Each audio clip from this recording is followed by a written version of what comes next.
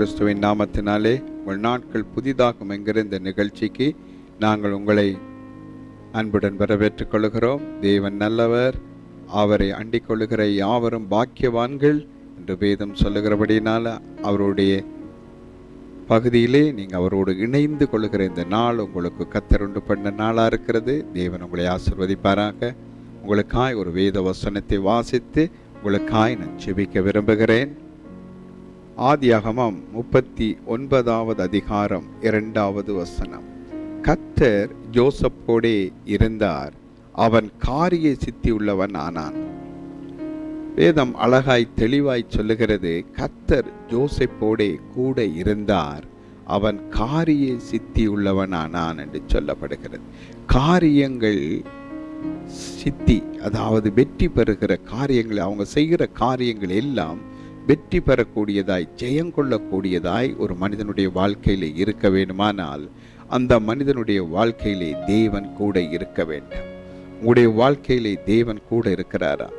இந்த தேவன் உங்களோடு கூட இருந்தால் உங்களுடைய காரியங்கள் எல்லாம் ஜெயங்கொள்ளும், உங்களோட காரியங்கள் எல்லாம் வாய்க்கும்.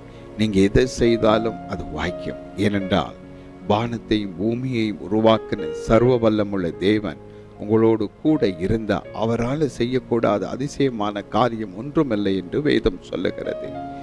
தேவன் இல்லாத வேறு யாரோ ஒருவர் உங்களோடு கூட இருந்தால் நீங்கள் செய்கிற காரியமெல்லாம் எப்படி வாய்க்க முடியும், எப்படி ஜெயம் பெற முடியும்? உங்களுடைய படிப்பில் ஆண்டவர் கூட இருந்தால் நீங்கள் ஜெயம் கொள்ளுவீங்க. உங்களுடைய வேலிடத்தில் ஆண்டவர் கூட இருந்தால் நீங்கள் ஜெயம் கொள்ளுவீங்க. உங்களோட குடும்ப வாழ்க்கையில் ஆண்டவராகிய இயேசு கூட இருந்தால் நீங்கள் அதில் ஜெயம் கொள்ளுவீங்க. நீங்கள் வேலை செய்கிற இடத்துல உங்களுக்கு பல பிரச்சனைகள் வரலாம், ஆனால் ஆண்டவராகிய இயேசு கிறிஸ்து உங்களோட கூட இருந்தால் நீங்கள் அதில் வெற்றி பெறுவீங்க. உங்களுக்கு எதிராக வருகிற எல்லா தோல்விகளையும் நீங்கள் வெற்றியாய் மாற்றுவீங்க. ஏனென்றால் உங்களோடு கூட இருக்கிறவர் இயேசு, அவர் சர்வ வல்லமுள்ள தேவனாய் இருக்கிறார். இந்த இயேசுவை நீங்கள் அறிந்திருக்கிறீர்களா? இந்த இயேசு எப்படிப்பட்டவர் என்று நீங்கள் கேள்விப்பட்டிருக்கிறீர்களா? இந்த உலகத்திலே வானத்தையும் பூமியையும் சமுத்திரத்தையும் உண்டாக்கின தெய்வம், மனிதர்களை உருவாக்கின தெய்வம், மனுஷர்களை படைத்த தெய்வம். இந்த உலகத்தில் அவராலே அன்றி வேறு ஒன்றும் உண்டானதில் அவரால் தான் எல்லாம் உருவாயிற்று. அவர் இயேசு, அவர் உருவாக்கின தெய்வம். இந்த பூமி அந்தரத்தில் தொங்க வைத்திருக்கிறேன் என்ற ஒரு வேதத்தில் எழுதி வைத்திருக்கிறார். விஞ்ஞானிகள் இதை ஆராய்ச்சி செய்துவிட்டு சொல்லுகிறார்கள், பூமி யாருடைய தாங்குகிற பலனும் இல்லாமல் ஈர்ப்பு சக்தியிலே தொங்கிக் கொண்டிருக்கிறது என்று சொல்லப்படுகிறது. அவர் பூமியை அந்தரத்தில் தொங்க வைத்து தம்முடைய வல்லமுள்ள வார்த்தையினாலே அதை தாங்குகிறார் என்று வேதம் சொல்லுகிறது. ஆம் பிரியமானவர்களே, இந்த உருவாக்கும் தெய்வம் சிருஷ்டிகர், சர்வ சிருஷ்டிகராகிய இயேசு கிறிஸ்து இன்றைக்கும் அவர் உயிரோடு இருக்கிற தெய்வம். இந்த தெய்வம் என்ன சொல்லுகிறார்? அவரை நீங்கள் எப்படி அறிய வேண்டும் என்று அவர் சொல்லியிருக்கிறார். அவரை எப்படியாவது நீங்கள் தேடியாவது அவரை நீங்கள் கண்டுபிடிங்க என்று அவர் சொல்லுகிறார். இந்த தெய்வம் உங்களோடு கூட இருந்தால் நீங்கள் காரிய சித்தி உள்ளவர்களாய் மாறிவிடுவீங்க. நீங்கள் செய்கிற காரியம் எல்லாம் வாக்கியம். இந்த வசனம் யோசேப்பு என்கிற ஒரு மனிதனை குறித்த வசனம். யோசேப்பு என்கிற ஒரு மனிதன் தன்னுடைய சொந்த குடும்பத்தினரால், அதாவது சொந்த சகோதரர்களால் பகைக்கப்பட்டு அவன் ஒரு அடிமையாய் விற்கப்பட்டு அந்நிய தேசத்திலே அவன் கொண்டு போகப்பட்டு அங்கே அவன் அடிமையாய் வாழ்ந்தான்.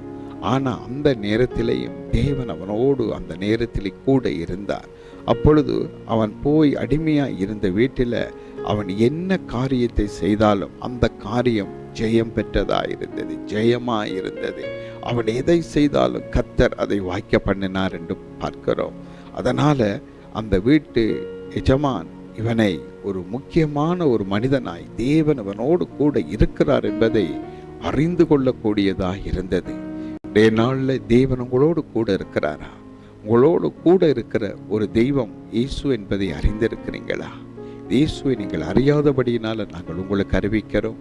இந்த உலகத்திலே அவர் மனிதனாய் கடவுள் மனிதனானார். கடவுள் இயேசு என்கிற பேரில் இந்த பூமிக்கு வந்து இந்த உலகத்தில் வாழ்கிற எல்லா மக்களுடைய பாவங்கள், சாபங்கள், வியாதிகள், துக்கங்கள், பிரச்சனைகள் எல்லாவற்றையும் அவர் தன் சரீரத்தில் ஏற்று சிலுவை மேல் அவர் சுமந்து தீர்த்து அவர் மரித்து அடக்கம் பண்ணப்பட்டு மீண்டும் 3ஆம் நாள் உயிரோடு எழுந்து மரித்தேன், ஆனாலும் இதோ சதாகாலங்களிலும் உயிரோடு இருக்கிறேன், மரணத்துக்கும் பாதாளத்துக்குமான திறவுகோள்களை உடையவராயிருக்கிறேன் என்று சொல்லி திருவுளம் பற்றின தெய்வம் இயேசு. இந்த தெய்வம் மரணத்தை ஜெயிக்கிற தெய்வம், எல்லா சூழ்நிலைகளையும் மாற்றுகிற தெய்வம், எல்லாவற்றையும் மனிதனால முடியாத எல்லாவற்றையும் அவர் செய்து காண்பிக்கிற கொடுக்கிற தெய்வம். இப்படிப்பட்ட தெய்வம்தான் இந்த இயேசு கிறிஸ்து. இந்த இயேசு கிறிஸ்து ஒரு மனிதனோடு இருந்தால் அவன் செய்கிறது எல்லாம் பாக்கியம். இந்த இயேசு உங்களோடு இருக்கிறாரா? நீங்க செய்கிற காரியம் எல்லாம் வெற்றி பெறுகிறதா? ஒரு வேலை தேடி ஒரு கடிதம் அனுப்புறீங்க, வேலை கிடைக்குதா? இயேசு உங்களோடு கூட இருந்தால் அந்த அதிகாரிகள் மத்தியில் தயவை உண்டு பண்ணி உங்களுக்கு அதை தருவார். ஒரு விசா கேட்டு நீங்கள் எழுதி போடுகிறீங்க, இயேசு உங்களோடு கூட இருந்த அந்த அதிகாரியுடைய கண்களில் ஒரு தயவை உண்டு பண்ணி உங்களுக்கு அதை கிடைக்க பண்ணுவார். நீங்கள் ஒரு வியாபாரத்தை செய்கிறீங்க, அல்லது ஒரு வயல் தொழில் செய்கிறீங்க, ஏதோ ஒரு தோட்டம் செய்கிறீங்க, ஏதாவது ஒரு பிஸ்னஸ் நீங்கள் செய்யலாம். ஏதாவது நீங்கள் செய்தாலும் அதில் அநேகரை பாருங்க, அப்படியே தொடங்குவார்கள், அப்படியே நஷ்டப்பட்டு கடன்பட்டு கடன்காரர்களாகி அப்படியே அந்த வியாபாரத்தை மூடிவிடுவார்கள். அதை அது அப்படியே மறைந்து போய்விடும். சில நேரம் அவர்களை தாங்க முடியாமல், கடன் தொல்லை தாங்க முடியாமல் தற்கொலையை செய்து கொள்வார்கள். இப்படி இந்த உலகத்திலே அநேக காரியங்கள் நடக்கிறதை பார்க்கிறோம். அதே போல இயேசு உங்களோடு கூட இல்லாவிட்டால் நீங்கள் செய்கிற காரியங்களிலே ஜெயம் வராது. நீங்கள் எந்த காரியத்தை செய்தாலும் அதில் ஒரு ஜெயம் வரணும் வேண்டாம், இயேசு கூட இருக்க வேண்டும்.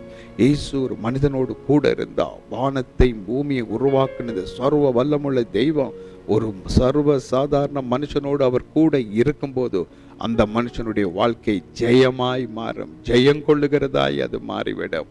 ஆகவே உங்களோட வாழ்க்கையில இந்த இயேசு இல்லாதனால தான் இதுவரையா படிப்பில் தோல்வி, வேலை காரியங்களில் தோல்வி, குடும்ப வாழ்க்கையில் தோல்வி, பல பல பல பகுதிகள் நீங்கள் கையிட்டு செய்த இந்த காரியத்திலேயும் ஒரு ஆசீர்வாதம் இல்லை. எல்லாவற்றிலையும் ஒரு தோல்வியும் வெக்கமும் அவமானமும் நிந்தையும் உண்டாயிற்று. இன்றைய நாளில் ஆண்டவராகிய இயேசு கிறிஸ்துவை நான் உங்களுக்கு அறிவிக்கிறேன்.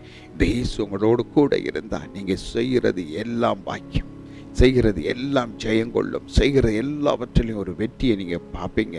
நீங்கள் எழுதுகிற பரீட்சையில் பாஸ் பண்ணுவீங்க. நீங்கள் செய்கிற ஒவ்வொரு காரியத்திலையும் வெற்றியை பார்க்க முடியும், உங்களாலையும் பார்க்க முடியும், பிறராரையும் காண முடியும்.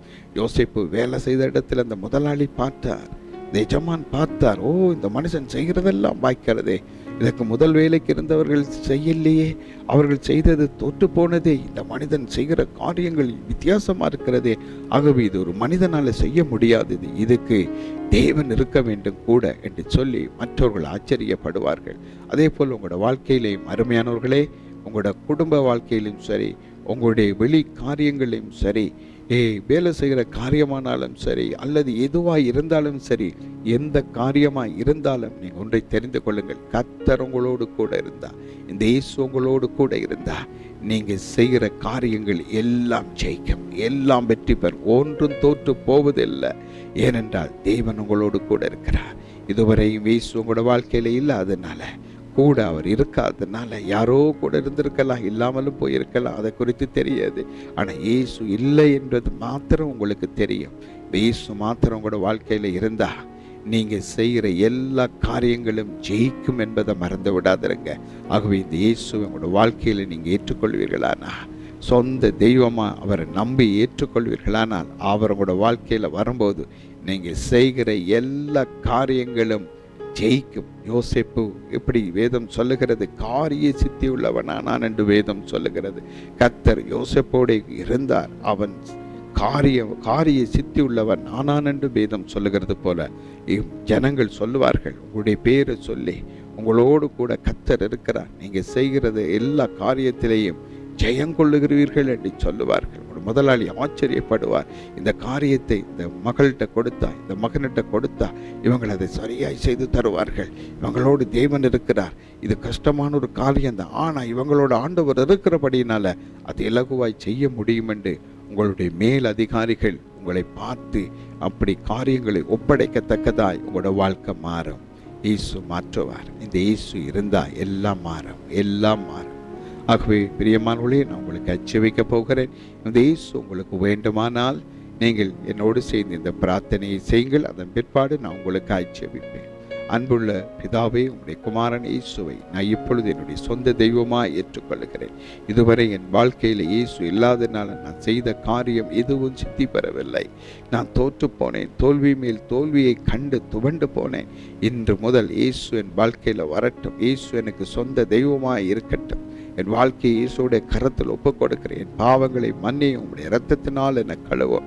ஆண்டவரே, எனக்கு நித்திய ஜீவனை தாரும். இயேசுவின் நாமத்தில் ஜெபம் கேளும் பிதாவே, ஆமேன் என்று சொல்லுங்கள். இதோ இப்பொழுது நான் உங்களுக்காக ஜெபிக்கிறேன். அன்புள்ள பிதாவே, உம்முடைய குமாரன் இயேசுவின் வல்லமுள்ள நாமத்தினாலே ஜெபிக்கிறேன். இந்த செய்தியை கேட்டேன். இயேசு கிறிஸ்து தங்களோடு கூட இருக்க வேண்டும் என்று யாரெல்லாம் விரும்பி கேட்டிருக்கிறாங்களோ அவர்கள் எல்லாருக்குள்ளையும் இயேசுப்பா நீங்க பிரவேசித்ததற்காய் நன்றி. இந்த நிமிஷம் முதல் அவருடைய வாழ்க்கையில அவர்கள் காரிய சித்தி உள்ளவர்களாய் நீங்க மாற்றுங்க. நீங்க அவங்களோடு கூட இருக்கிறதுனால அவங்க செய்கிற எல்லாவற்றிலையும் அவர்கள் ஜெயம் கொண்டவர்களாய் அவர்கள் மாற்றப்படும்படியாய் ஜெபிக்கிறேன். இயேசுவின் நாமத்தில் அப்படி உண்டாகும்படி ஜெபிக்கிறேன். தேவன் அப்படி செய்கிறதற்காய் நன்றி. நன்றி அப்பா. இயேசுவின் நாமத்தில் ஜெபம் கேளும் பிதாவே, ஆமேன்.